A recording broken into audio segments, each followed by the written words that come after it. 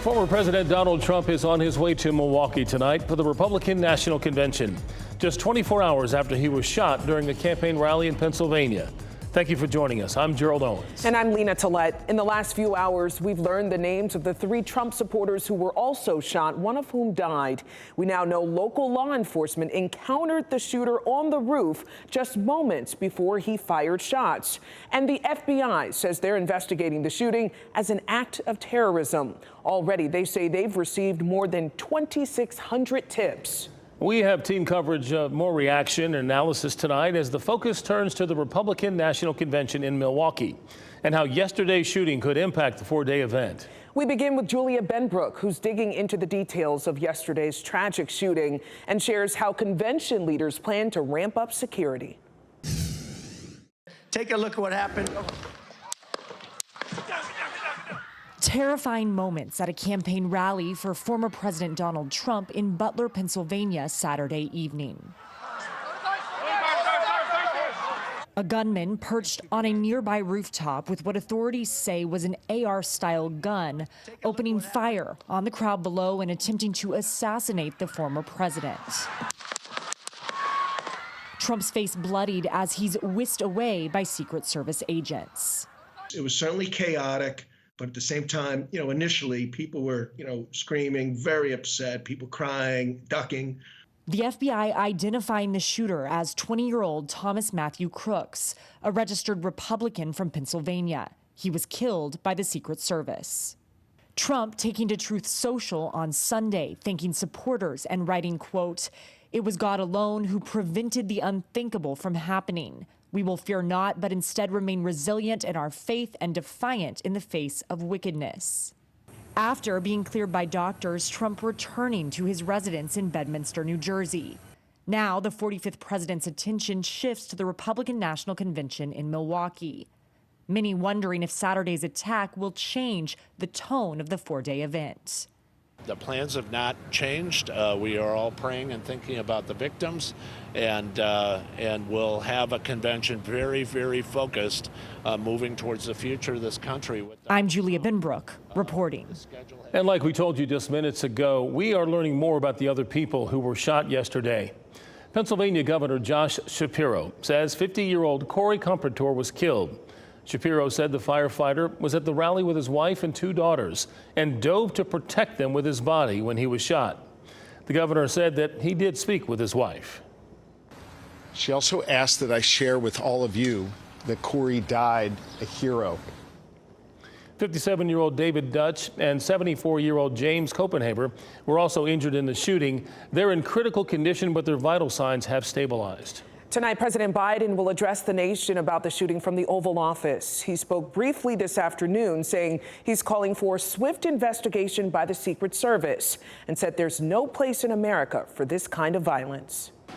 An assassination attempt is contrary to everything we stand for as a nation, everything.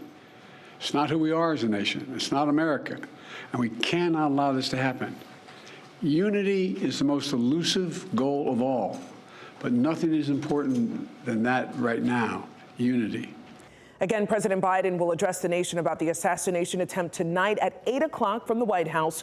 We will carry his remarks live here on WRAL. Ashley? Lena, here in the WRAL Live Center, we are following the very latest from Milwaukee ahead of the Republican National Convention. Just about an hour ago, the Secret Service held a news conference here to talk about security preparations. They say they have no plans to beef up security. They're confident in their security plan. They say they have been working on it for the past 18 months, and this is the toughest security that they can possibly provide. Lena, they did not provide any information about what happened yesterday. Thanks, Ashley. The deadly shooting has raised significant questions about the effectiveness of the security tasked with protecting the former president. As WRAL's Laura Levine reports, the probe has already highlighted a series of failures that allowed the gunman to breach security and open fire at the rally.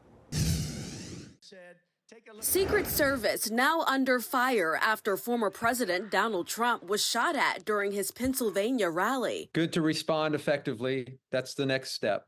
But through planning and good intelligence gathering and strong security strategies and protocols, they first and foremost have to prevent this from happening. This is former FBI Assistant Director and former head of the FBI Charlotte office, Chris Swecker.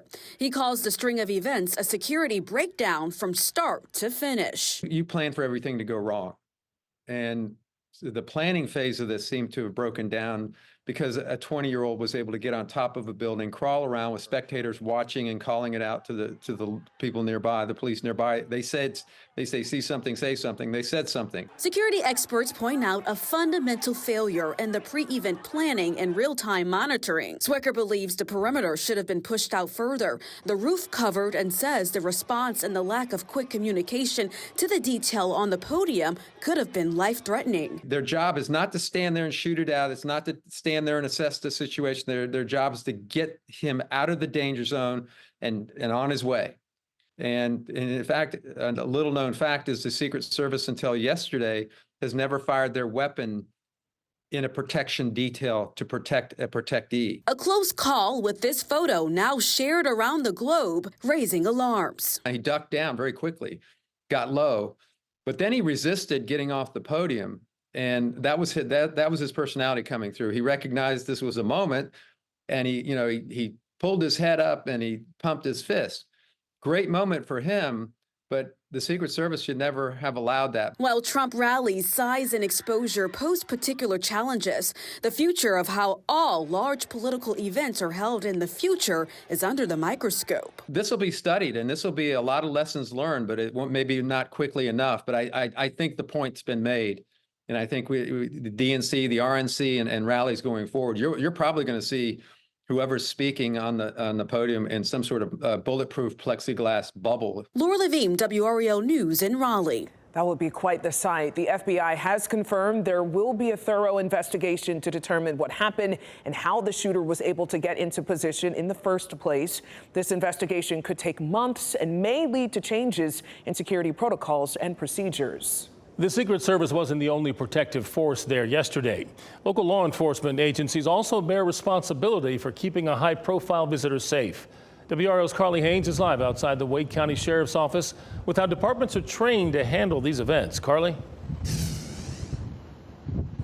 Gerald, it starts with agencies being notified that a high-profile person will be coming to their area. Then extensive research goes into where that person will be at all time and if there are any known or unknown threats.